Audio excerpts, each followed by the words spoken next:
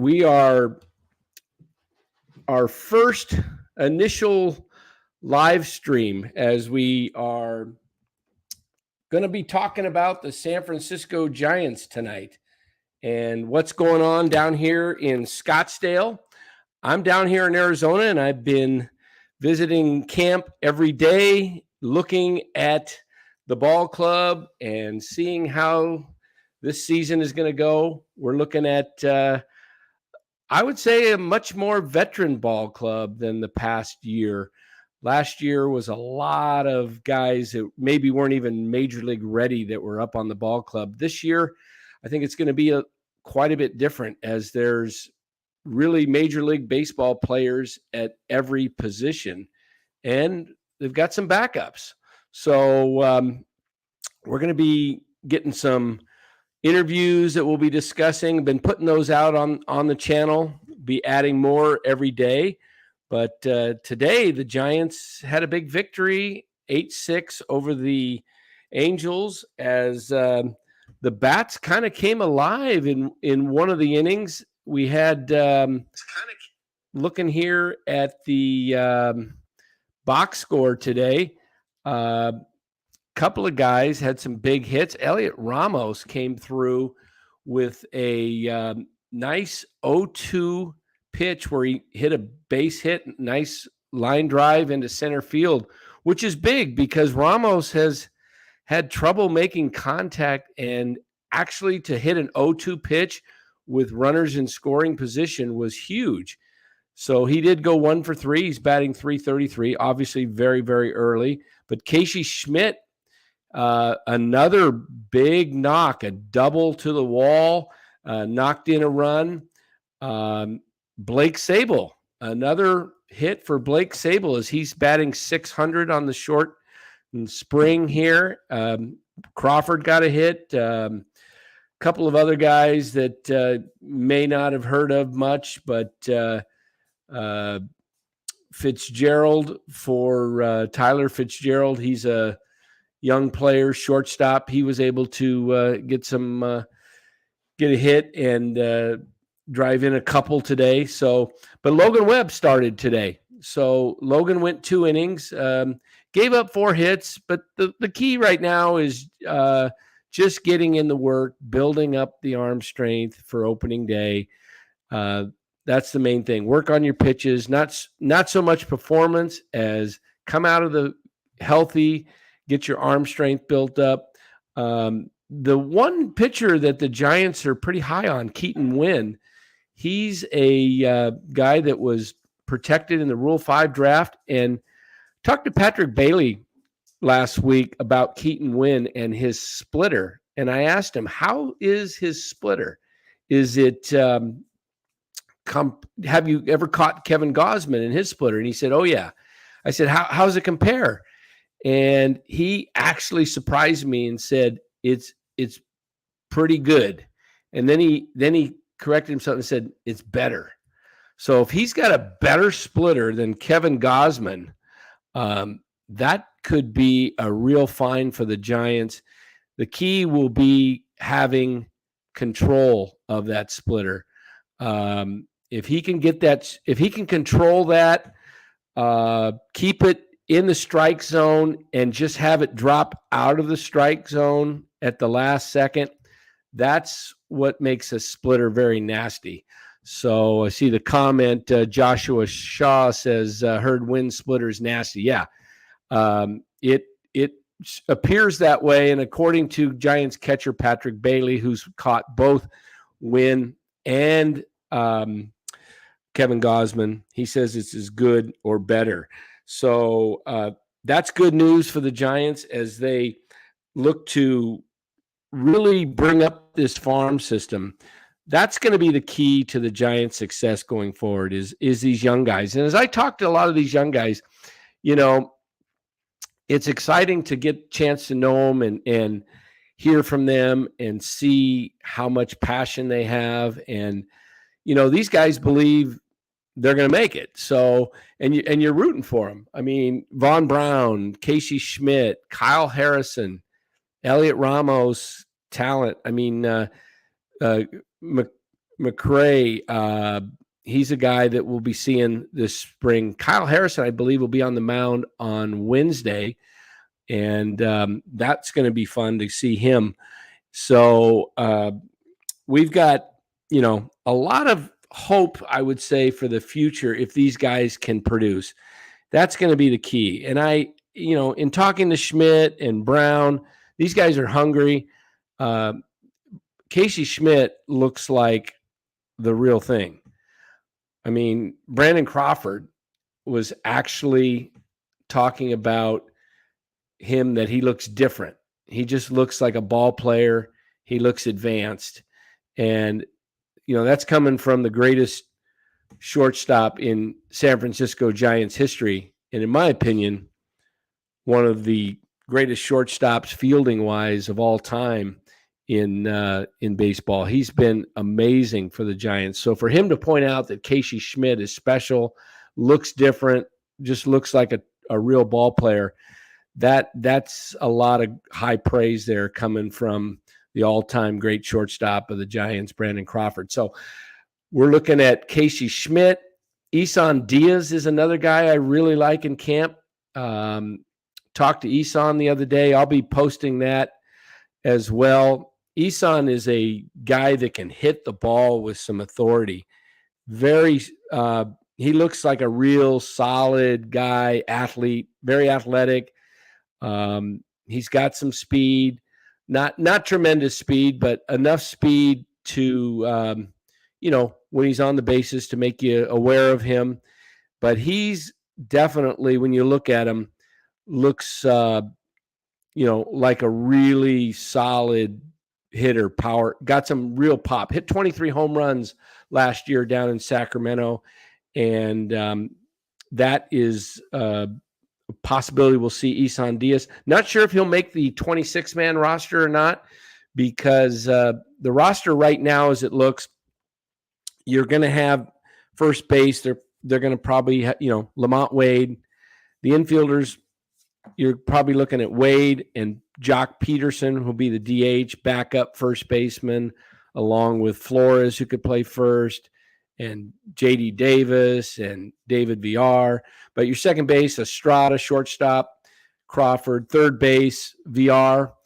There is a possibility that VR may not, break camp with the Giants.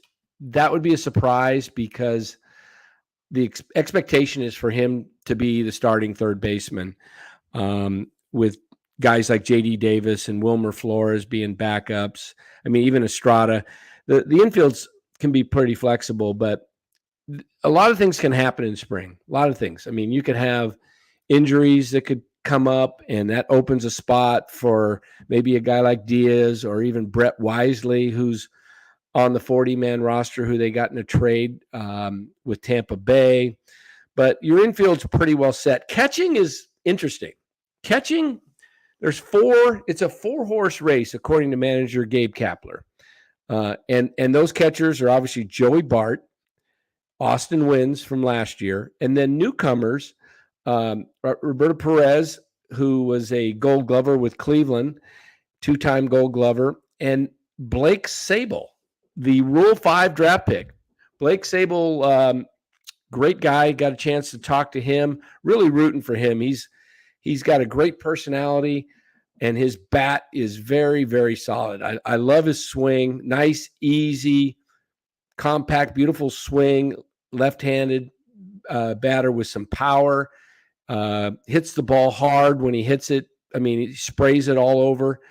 So Sable's got a shot. He was with Pittsburgh, and he's been primarily was corner outfielder, played some first base, but started taking up catching again.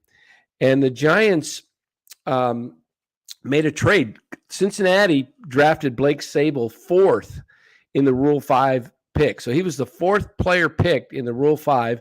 And then shortly after he was drafted or selected by Cincinnati, the Giants made a trade with the Reds to get Sabol here. Now, here's the difficult situation is Rule 5 draft picks have to make the opening day 26-man roster and remain on the team, on the 26-man roster for the full year for the Giants to retain Sable's rights. Should they at any point, whether in spring training or during the regular season, they carry him and decide that they're going to not keep him for the full season, he goes on waivers. And then if he's not claimed on waivers, he has to get offered back to Pittsburgh, I believe, for the $50,000. And if Pittsburgh doesn't want to do that, then the Giants could keep him. So the best thing for Sable and the Giants is if he can contribute with his bat and be a solid backstop for them. I mean, he doesn't have the the experience that some of the other catchers in camp does. So it's going to be tough for him to make it as, a catcher, but he does hit. He does hit. And he also offers flexibility where he could play first or even in the outfield in the pinch. So that is huge. That's a huge thing for Sable to be able to have some flexibility there. Let's see. We've got some questions. Ronald BX says, "Hey Dan, love the offense I'm seeing so far from some of the top prospects." Yeah, or the prospect, not top prospect. Yeah, it's been nice to see. Hope I pronounced this right. Is it Safi or Safi? Hasib? Grant McCray is next up. Yeah, McCray is a guy that they're very high on, and he's an outfielder with speed and some power. So yeah, that is a guy that we look to see in the next. You won't see him this year, but you may see him at some point next year, and definitely by 25, I would say. Eddie K says Aurelia is his all-time San Francisco shortstop. Yeah, Aurelia was great. I mean, guy that had hit for power. Aurelia was a great shortstop to have. I'm hearing my dog bark or whine in the background and kind of distracting me. That's Faith back there. She's anyway. What else we got? Any confidence in this season, William Reyes? I went into camp. I'll be real honest. I went into camp thinking, let me get a little water here. Went into camp thinking that, this is a 500 team. And it still may very well be. Likely that's where, this team is on paper. They look like a 500 team based on paper. Maybe some people even say maybe a little under 500. But when you get around the guys and you hear them talk and the confidence that they have, and if these guys are hungry. And I remember back in 21, the team won 107 games out of nowhere. Nobody thought they could compete, yet the players said their goal coming out of camp was to win the division. And lo and behold, they did, best record in baseball. So, I mean, if this Giants team can win 88 games, 89 games and somehow sneak into the wild card, I don't think they're going to win the division this year. It's going to be tough to overcome San Diego and LA. Although LA has kind of fallen back a little bit from last year. And sadly, they had looked like a gruesome injury today from Gavin Lux, their shortstop. He was on second base, first and second, grounder to third. And third baseman got the ball and was just throwing it over to second to go for the double play. And Lux looks like he tried to avoid the path of the throw and kind of scooted to one side. And when he did, it looked like his knee buckled and he just fell in the third base awkwardly. And I hate to see that. I mean, I'm a Dodger, hater. I don't like the Dodgers at all, but I don't like to see anybody get hurt. When you talk to these guys and you meet them, they're just regular guys, and they put on a uniform, and we put that blue uniform on, and we don't like it. But you don't want to see a player get hurt. So for Gavin Lux to go down today with a look like a significant ACL injury. Hopefully not for his sake, but if it is, that's going to hurt the Dodgers. That's going to hurt the Dodgers because they are shorthanded at shortstop. Their infield is not that great. So if he is for some reason lost for the season, I would expect the Dodgers to be doing something, right away, whether that be out on the free agent market. There's still a couple of shortstops out there. Maybe they go that route or whatever, but that you don't like to see. Ronald BX, opinions on Kapler after interviewing him in person. Honestly, he's growing on me after seeing your interviews. Yeah, that's interesting. Yeah, Gabe, he seems like a good guy in the dugout. I mean, he's very friendly, very communicative with the team and with the media. My first hand experience with him up close. And I got to agree with you, Ronald. He's, seems like a pretty good guy. Hopefully he's, it seems like the players like him. I've talked to some of the players about, just in general, the feeling and they have respect for him. So let's see how the team goes. And like I say, I think they will respond. He does seem to have a grip on the team as far as, they're following his lead. And that's all you can ask for in a manager. SC Baller, 2197. Dan, love the coverage, man. You are real and speak for the real fans. Keep it up, man. Cheers. Well, thank you, SC Baller. I try to be real. Yeah, I try to just be myself, not pretentious. Don't pretend to be anything other than just, been a lifelong fan and a student of the game. And I want to bring you the best and honest coverage that I can.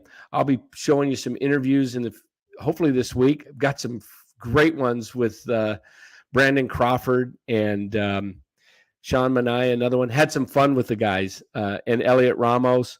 Just played some fun with the guys, and you'll have to see it. I thought it turned out really good.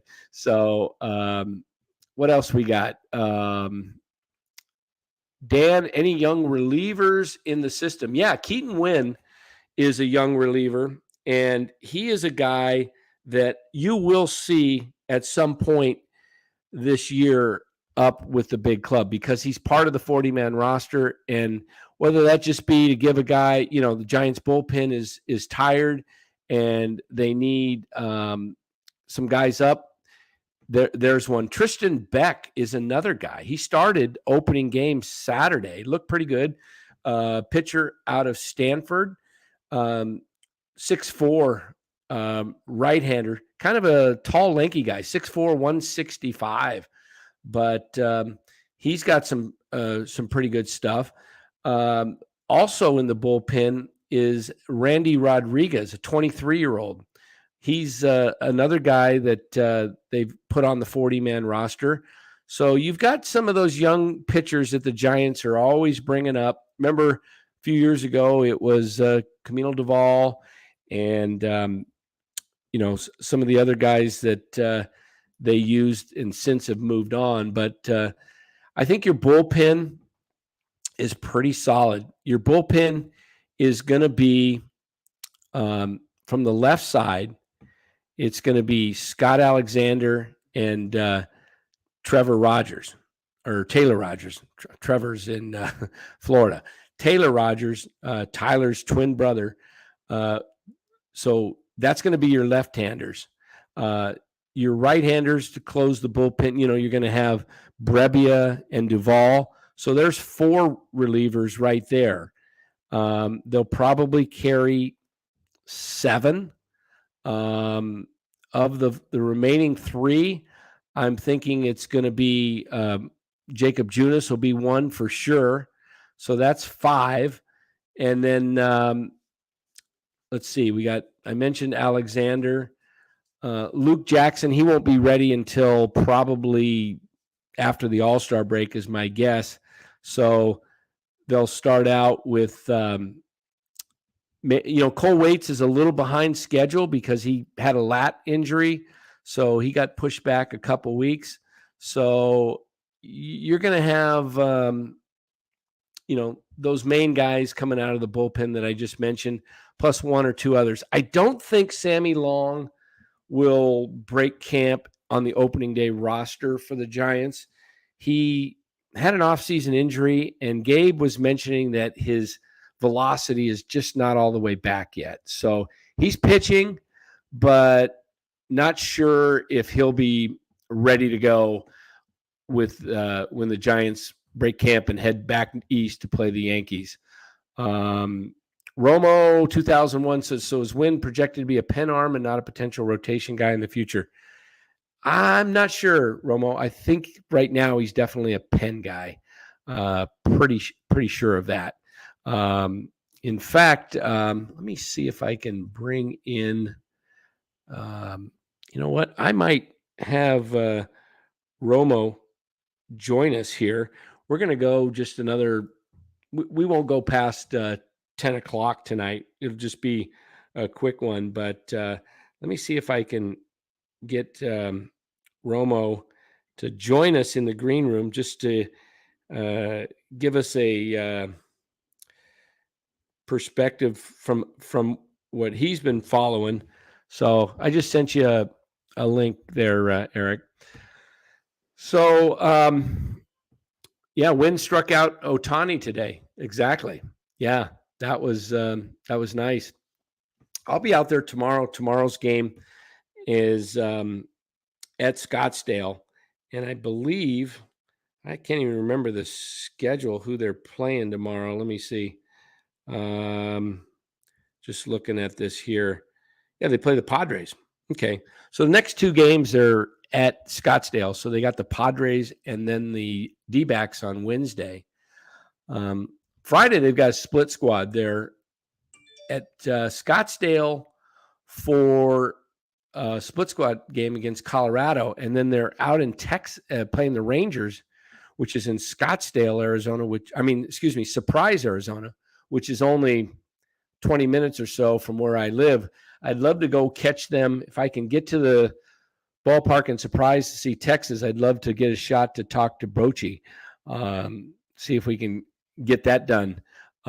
Maybe I can set that up this week to speak with Bochy. So Ronald BBX again says, excited for Harrison on Wednesday. Yeah, that will be a good one. I had an interview set up last week with Harrison, and then he had to run somewhere. And when he got back, clubhouse time had just finished, and I had grabbed another interview in the meantime. So I will get Kyle Harrison. He's from my hometown as well. So I grew up there in Concord. Harrison from Concord went to to De La Salle High School. So yeah, have some good rapport with Kyle already, just based on the fact that we both were from Concord there. SC Baller 2187 says, do you think it's funny when the media reacts in shock to someone like Luis Gonzalez? An injury-plagued career, and media makes it sound like it's a freak accident. It's why he was released. Yeah, I mean, he was definitely let go by the White Sox, and the Giants picked him up and, showed a lot of promise. And, I've seen him in the clubhouse, seen him out on the field. He looks healthy, but, back injuries are kind of weird. So hopefully he can get that thing well and start the year in Sacramento, build himself up, and at some point, if needed, he'll be ready to go. But the Giants are, by adding the corner outfielders in Mitch Haniger, and Conforto, and then you've got Yaz and Slater. I think, and Piscotty is a guy that, to me, it's almost like, the Warriors, the way they like to play the veterans and not the younger guys. Steve Kerr, not too high on a lot of the younger guys. I'm not sure where the Giants are with some of the younger guys. I think they really want to see these guys produce big time down at AAA. So I expect Ramos, unless there's one or two injuries, in camp where, their outfielders are not ready to go. I see Ramos definitely starting in Sacramento, and he's going to have to produce. He's going to have to produce, and so is Gonzalez to make any impact on the team. But I'm telling you, when I look at Ramos and I see his body and I watch him out on the field, this guy has tools. I mean, he's got 5-tool capability. Whether he puts it together is another thing. He's strong arm. He's got some speed. He's got power. He's got a pretty good glove. Let's see what he does. Hey, and let's welcome, I see in the green room, let's welcome Romo 2001 to the stream. Hey, Dan, how's it going? Good. What kind of hat you got on there? Oh, it's a railroad hat from when it has to commemorate the Promontory Point, the 150th anniversary of when they did the Golden Spike. Awesome. Man, you've been having some great coverage. It's good to see you go live. Oh, thanks. Yeah, this is the first live stream. The inaugural. Would have had Rye or Larry, but both of those guys are fighting kind of colds.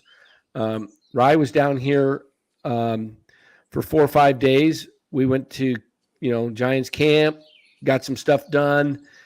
He helped me get things up and going. So shout out to Ryan.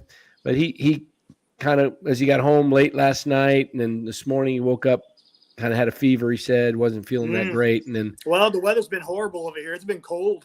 Yeah, I see it's a lot of rain today too again, huh? Oh, yeah, we had a whole bunch of rain. That's forecasted to have continue. Well, I think we're supposed to have a little break, but then it's supposed to come back again.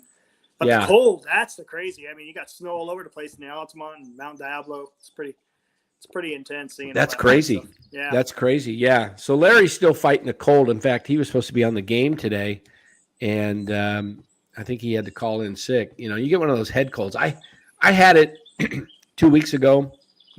Caught it. I guess I caught it Super Bowl Sunday. Whatever hit me, and tested positive for COVID, even though it just felt like a cold. Head cold, and you can probably still hear it. I still got congestion in my chest, but I feel great. It's just, but whenever I get a cold like this, it lingers for a while. The congestion lasts for like 6 weeks for me. Yeah, it's crazy. Has since I was since I was a kid. Just dealt with it. But you feel fine. You can run, you can play, whatever. At least I used to be able to run and play. But so it's funny. Hendricks says NorCal Sports Network live from Arizona. Exactly. Yeah. It's NorCal is obviously my roots. I'm a been an avid Giants fan, Warriors, 49ers, growing up. Even the colleges, local colleges. Brother went to Cal, pull for Cal. He played football there for 4 years, all Pac-10. So I was when it was Pac-10, now it's Pac-12. They didn't have Utah and Colorado in the conference when he was playing. But, I got to go with my roots. I got to go with my teams. Exactly. I live in Arizona, but I root against the Arizona teams. So unless hey, what's up, Ronald BBX? Appreciate the shout out. I'm glad to see you still got that Farhan with the line through him. Yeah, Romo. There we go. Ronald hey, BBX. Don't be fooled by Kapler. Don't get fooled. I'm telling you, don't get fooled. Well, we'll see. I'm going to pull for him. He's but we'll see. Hopefully, give him the benefit of the doubt, I guess. Yeah. So Patrick Sheehan says, who are going to be the 2 catchers out of camp? 4-headed race. Who you guys got? It's hard to say. I think for Bart to make this team, he's going to have to really show himself in spring, because when they come out and say that it's a 4-horse race, and that don't expect anything, they're letting you know that, hey, if Bart doesn't come out of camp on the opening day roster, don't make it. Don't be shocked. So, I would say, here's how it's described. Austin Wynns has the lowest ceiling, but he's also got the highest floor. He's a guy, whereas Bart has a high ceiling, but he's got a low floor, you know. So, and Sable is a guy that can hit, but it remains to be seen if he can handle the catching duties because he's new to it. And his framing has been good. And but it depends on what they do. If I'll say this, if Sable catches well, handles the pitching staff well, the pitchers are confident in throwing to him, and he hits, that's a tough one to let go because he's a left-handed bat. And you don't find a lot of left-handed catchers that hit well. So it's going to be a key, is that, there's a possibility, very small possibility, that Sable gets carried as kind of a utility guy in a third and a backup, backup catch, carry 3. I don't think that's going to happen. I think a lot of things would have to probably go wrong for that to happen, where guys are injured and they need, an extra outfielder and they want the bat and they don't, they like Sable's bat maybe more than some of the other outfielders. Because remember, if they don't keep him, he's got to be put on waivers. And so he's got to go back. Yeah, he would probably have to go back. He'd be offered back to Pittsburgh. So that's going to be huge. So, I'm still high on Joey Bart, even though I'm not sure the Giants are that high on him, because he's a guy that has power. But they want to see him put the ball more in play. His strikeout rate last year was close to 40%. I think it was like 37, 38%, which is too high. Yeah, he was a human strikeout for a while. You can't have that. And they also don't want Joey just trying to avoid the strikeout and just putting weak contact on the ball. That's not going to cut it for the Giants. They're not looking for him. Okay, so Joey gets the message that he's got to make more contact. So he just goes up there instead of trying to swing and kill it, with 2 strikes. He's just trying to just not strike out, and he just hits weak balls. They don't want that. They want to see Joey Bart be, ideally, I'm sure they want that strikeout rate under 25%, which is still high. But, for a guy with that kind of power, I don't know. It seems a lot to ask for somebody to cut from 38% down to 20, Yeah, that's going to be tough. So, but Eric, what are you hearing with the Giants? What have you been reading? Oh, let's see. The thing that concerns me the most, and I kind of talked to you a little bit about this, is the issue with Conforto. I shouldn't say there's an issue, but there could be. The guy hasn't played baseball in 17 months. And I hope that they're not expecting a little bit too much, because we talked about this before. That April is going to be really rough for the team, and they're going to need everybody to be producing for them to stay in this. It's going to be a tough schedule to get through just to break 500. And I would hate to see him, because you know how baseball is. You start, messing up, and then you're pressing, and then you're coming back from injury, and then it's just, I don't know, man.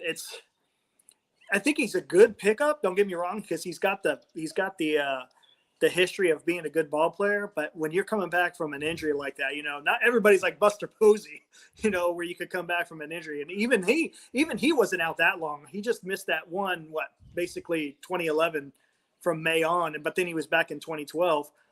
But I worry. And then you got Haniger out there. Don't get me wrong, it's spring training, but he missed plays a pop. And this is supposed to be about defense and all this other business. And it's like, all right, well, it is spring training. I get it, but it's early, and I expect these, they're just getting the kinks out. It's kind of weird. These guys came to camp on Monday. Now, they were obviously working out prior to, the Giants have a amazing facility down in Arizona, right on the Phoenix Scottsdale border, Papago Park. The A's used to actually have their spring training facility there. The Giants bought it, revamped it, built state-of-the-art training facility, workout area. It's year round for the players because, they just use Scottsdale Stadium for spring training. Right. We've got to, deal. But this place at Papago, I've driven by it, gone in there. I'll probably catch some minor league games, this spring. Nice. And, anxious to see guys get going. Hopefully, their number one prospect, Marco Luciano, will get healthy, get that back healthy, and get out there and have a monster year. If Luciano, I'll tell you what, if Luciano, Schmidt, Harrison, Vaughn Brown, how many did I name there? 4? Yeah, that's 4. Yep. Okay, so those 4, if those 4 make it over this year and next year, good shape. Giants will start to change the course of the franchise. Mm-hmm. So those 4 guys, Will Clark's very high on Vaughn Brown and Casey Schmidt, and you can already see why in camp. But those 4 guys, and then if you look at the rest of the young guys that are coming up, let's take a look right now at their top 30 prospects. Okay, so number 1, you got Luciano, I just mentioned. Then you got Harrison. Matos, another guy. Mm-hmm. Okay, there's another guy that if he hits. Matos needs to hit. His glove is great. He made a diving catch yesterday in center field. And then Grant McCrae has moved all the way up to 4th. And then they got a shortstop named Everson I can't pronounce his last name. Yep. Everson Arteaga, if I'm pronouncing it. Might be Arteaga, but it's I'm not sure exactly how it's pronounced, but Arteaga or Arteaga. The MLB is projecting him to be a breakout in 2025.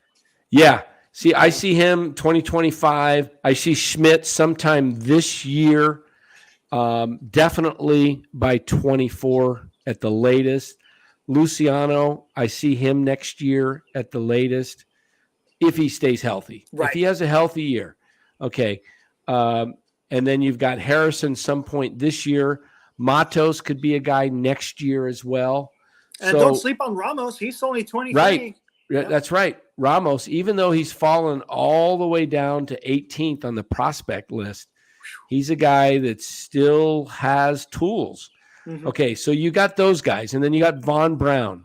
So, I mentioned Brown already. So Luciano, Harrison, Matos, there's 3. Schmidt, 4. Vaughn Brown, 5. Okay, then you got the catcher Bailey, which could be another 2 years away. So those 5, and then but Hunter Bishop is fallen way back, former number 1 pick, 10th overall. Mm-hmm. He's a guy that really needs to step it up this year in a big way. They did not even protect him in the Rule 5 draft this year because, frankly, no one picked him up. Yeah, because he's not major league ready. Right. So there's no reason to pick him up. Mm-hmm. But too risky to leave Luciano and Matos off, the 40-man because they would have been gobbled up in some team.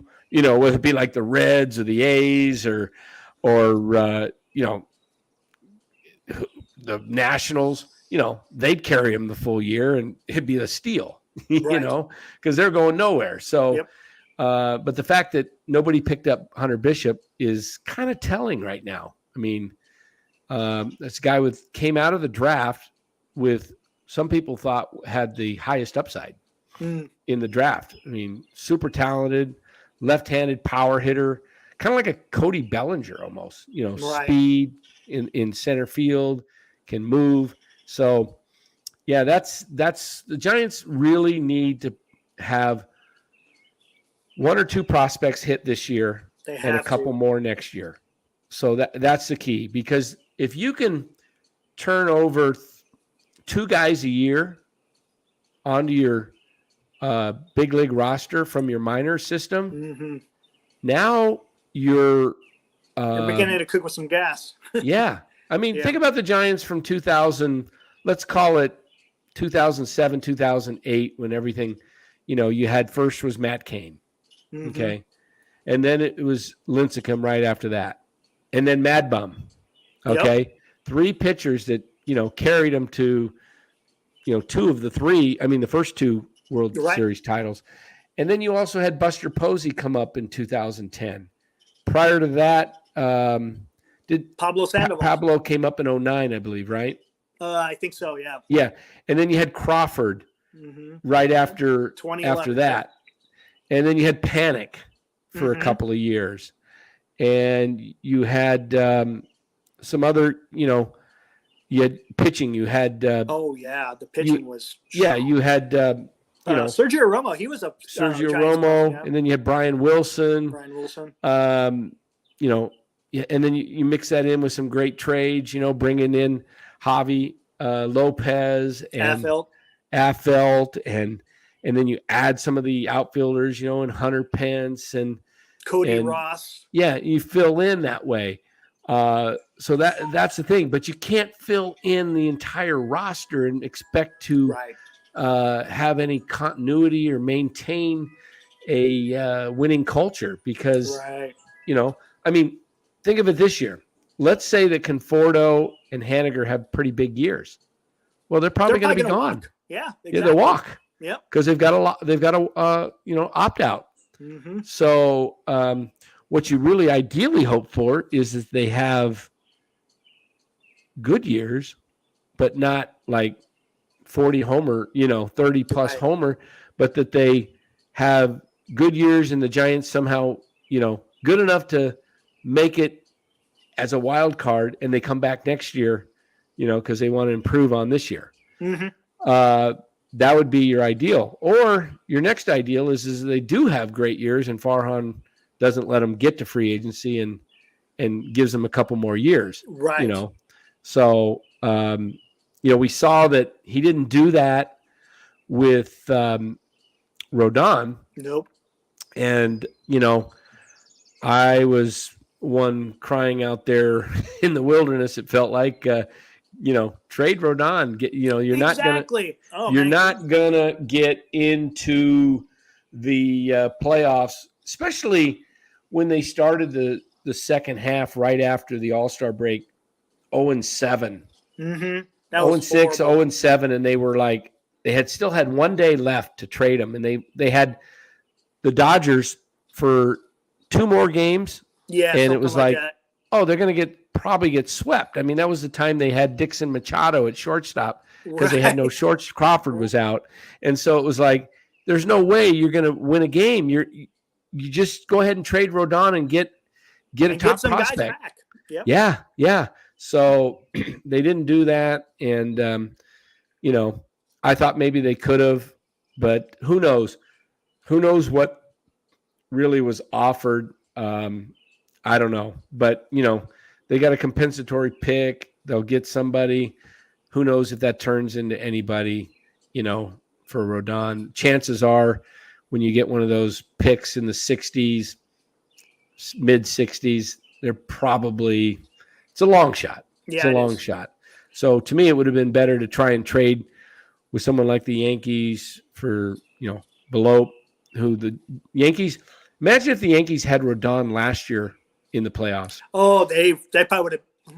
They might have been able to take Houston. They might have been able to do it. Maybe.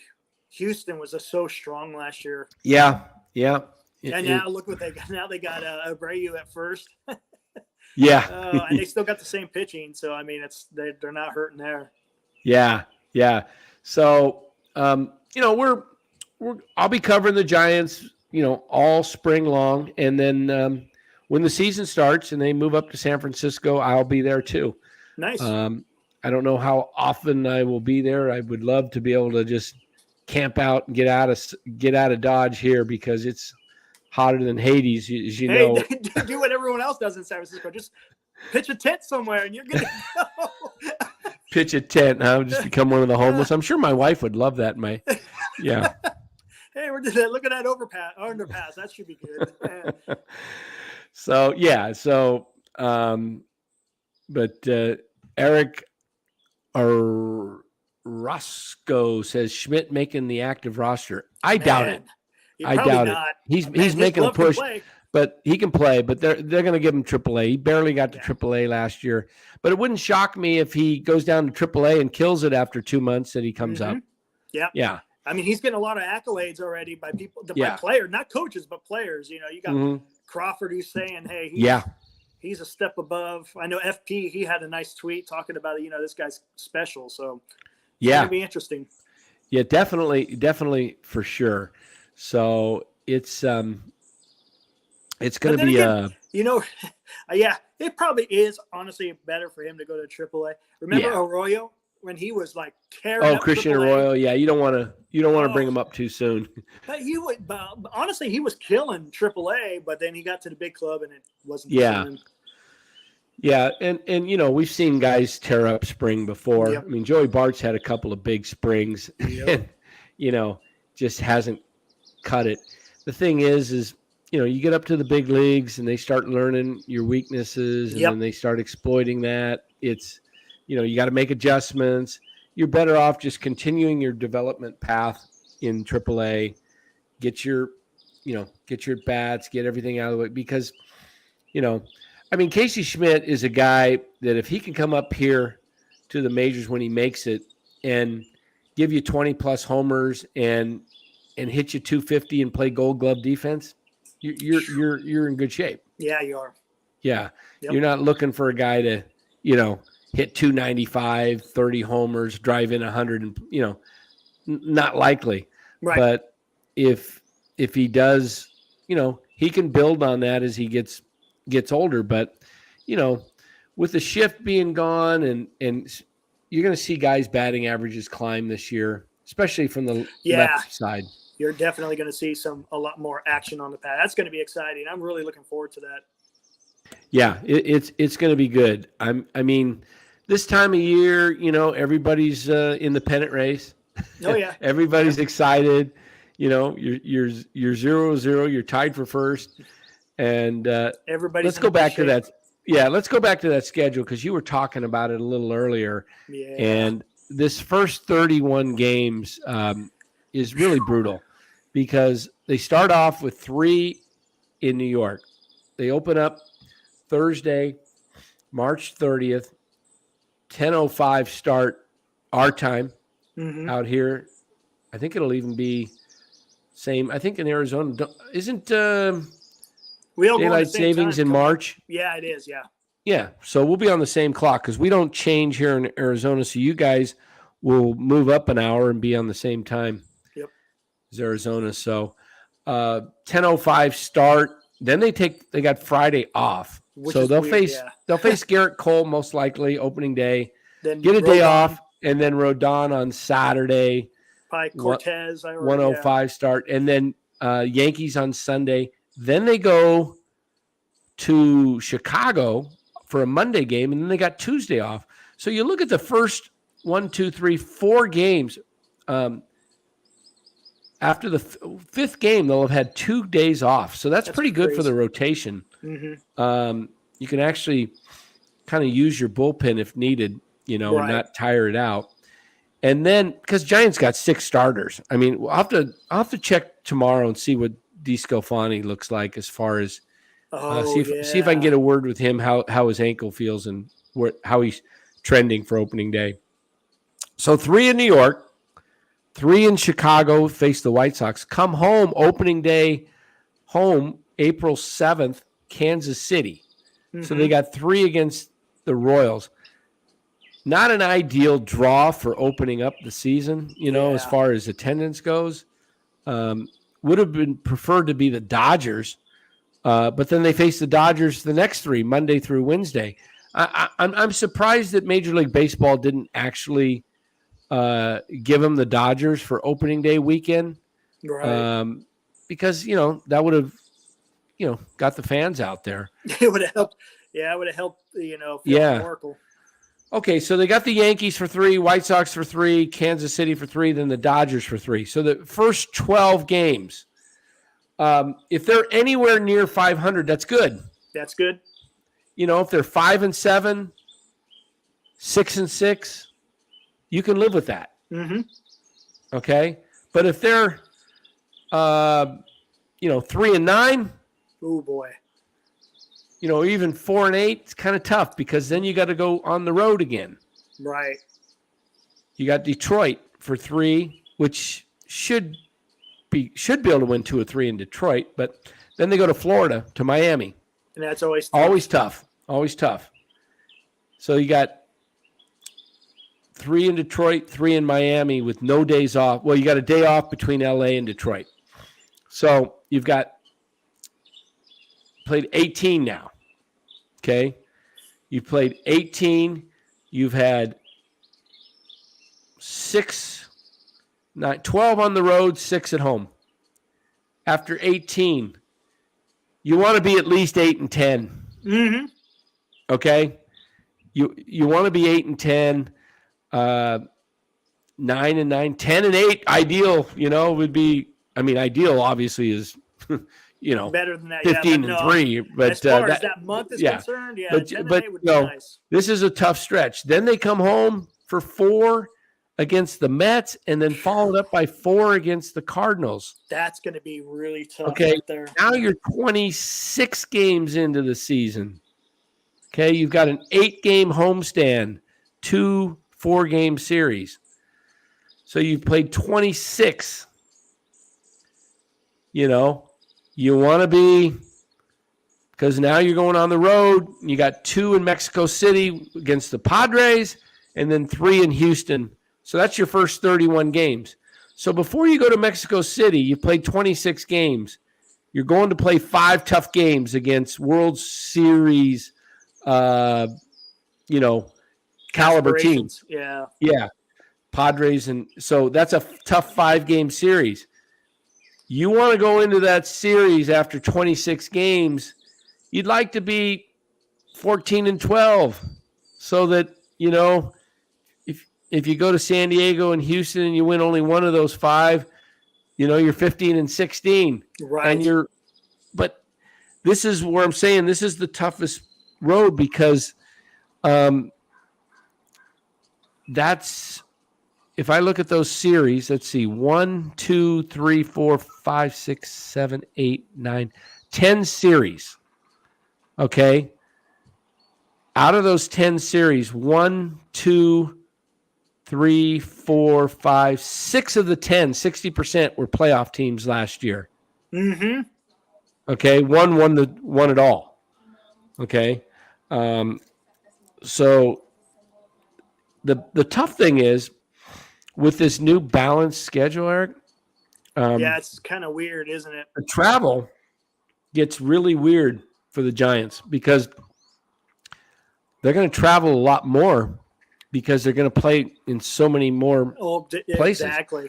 So they're going to be traveling to New York, then Chicago, come home, back to Detroit, Miami, then to Mexico City, then Houston. Then their next trip is Arizona. But then they come home after Arizona, and then they got Minnesota and Milwaukee. So that's kind of close by, mid-May, late May. So you should get some good weather back there. But then, road trips, Colorado, St. Louis, LA, Toronto, and New York Mets. So you're going to New York twice. Okay. That's not easy. Right. In past, you went there years, once. you've only gone once. Yeah. And then you got to go to Pittsburgh, Cincinnati, Washington, another East Coast, later in the year in August, Atlanta, Philadelphia on another trip. And then September, you got to go to Chicago. And the rest is pretty much. And some of those road trips, Toronto west. And New York. Yeah. Atlanta and what was the other one you said? Philadelphia. And Philadelphia. So, yeah. And those aren't easy teams. No. And when you're traveling that much, I asked Gabe, because of the schedule being the way it is and the travel and the use of having a 6-man rotation possibly or 6 starters, is he going to maybe send, let's say they're in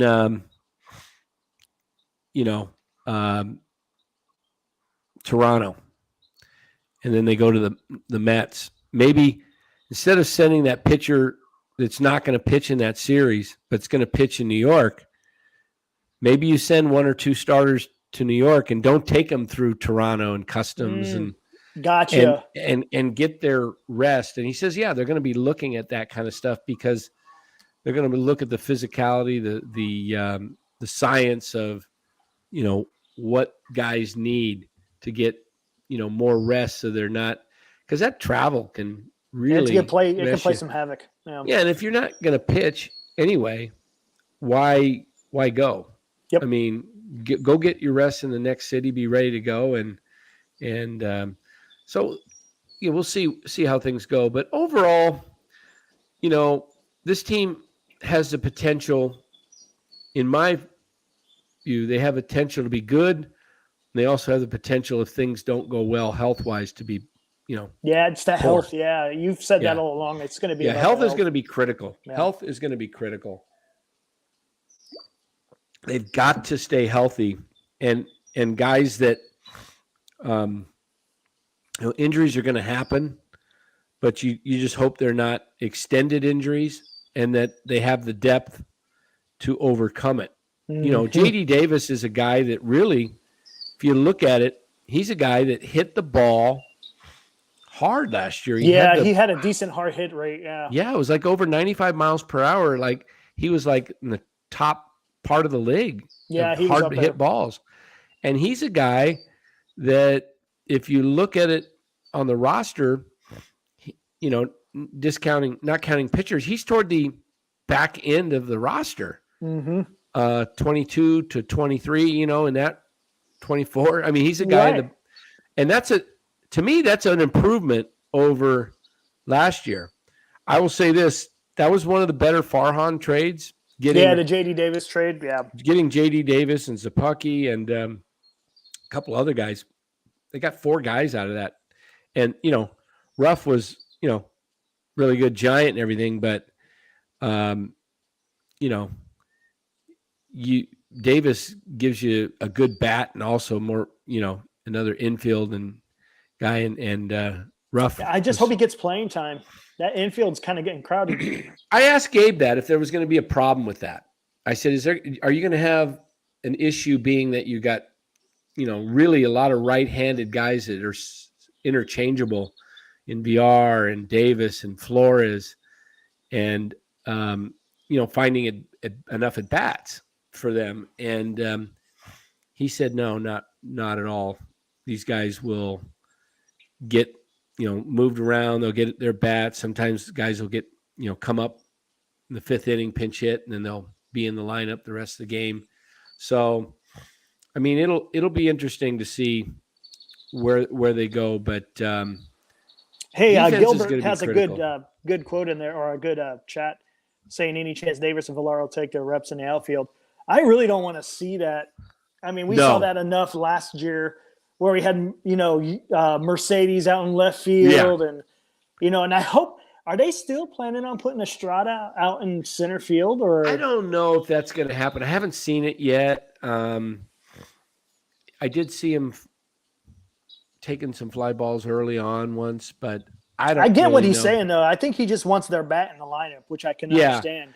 But I don't see that at all. Davis or VR in the outfield, if at all. If it's an emergency, I could see Davis over VR, but I don't. If they are on the outfield, then things have gone sideways. Yeah, no, I don't really see either one. You've got outfielders. I mean, remember you've got Conforto, Haniger, Yaz, and Slater. That's 4. You've also got the ability to put Wade out there. Wade can play really any one of the positions, but ideally the corners. And if B, you don't want to see him out there much, but Jock can play outfield too. So they're going to put Jock or Wade out there before they put Davis or VR. So that's 6 guys, or is that 6 or 7? Let's see. Conforto, Haniger. Yeah. So that's Slater. 4 plus the 6. Yeah. So I think they are a little thin. Plus you got Piscotty. Okay. Oh yeah. Yep. Yeah. Piscotty will be up at some point in this year. I can almost guarantee it that Piscotty, if he doesn't make the opening day roster, he will be up at some point. Yeah. And then you got Ramos. And so you've got enough outfielders where you don't have to start putting infielders out there. Right. I mean, the only chance that happens is if it's for an inning or two because they ran out of guys, or injuries, or something happened, and next day you're going to have somebody up from sack. So, yeah. So I'm trying to think. Robert Clarkson says 12-0. Maybe he was talking after the first. Yeah, when we're talking about the yeah, ideal. That would be like hallelujah time, right? Miracle. I mean, if the Giants go 12-0, I'm stuffing 9 or 10 completes down my mouth live. Okay, live stream. I'm going to eat 9 to 10 completes all at once. I'll be like that Nathan's hot dog guy, stuffing myself. Joey Chestnut. Yeah, Joey Chestnut. Hey, did he win the he won seed game? But the seed thing yesterday, he was on ESPN the other day with the what kind of seeds was he cracking or something? I don't know what I'm trying to remember what they were, but they had him on. He was in some other contest opening up some kind of don't even remember what it was, but pistachios maybe or something like that. But yeah, it was crazy. Yeah, so once we get rolling and stuff, I just wanted to kind of come on live tonight just to give everybody an update what's going on. Nice. Any interviews that anybody would like to see me get, throw it in the chat, and I'll see if I can get it. We're only going to go for a couple more minutes, and then we're going to end. So if anybody wants me to interview any particular Giants player, put it in the chat, and I will see what I can get done. But other than that, we'll be coming to you live as periodically through spring training. Will the Thrill, Eddie K says, if he's there. Love to get Will. Aaron Judge. Hey, Graves, you mean Arson? I think Arson Judge signed with the Giants, right? Yeah. Man, did you see that? The crowd surrounding Judge in spring training, man. I did not see it. Was loving it? Oh really? My God. Hey, I did see something yesterday, maybe today. The biggest bust possibilities this year, guy for each team. Let me see. I may have it right here. In fact, that would kind of be cool to go over. Let's do that, and then we'll close. Let me find it here. One player. Okay, this is on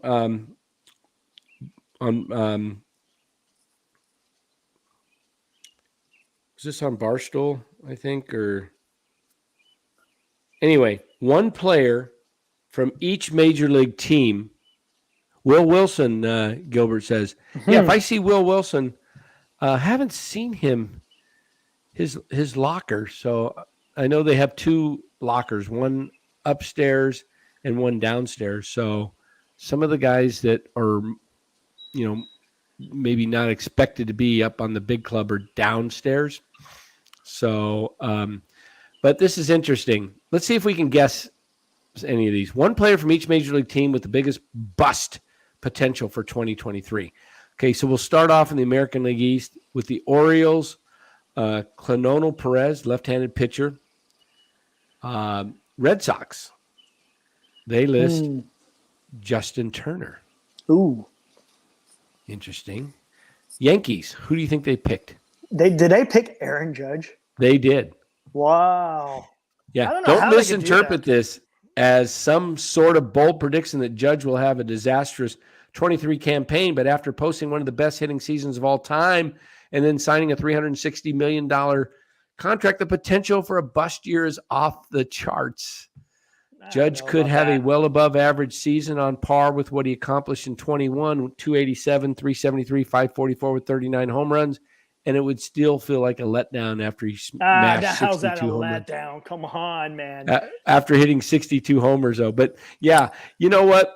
I mean, I never like to wish ill will on anybody, but right. the way Judge kind of got us, way he set the Bay Area up, He did.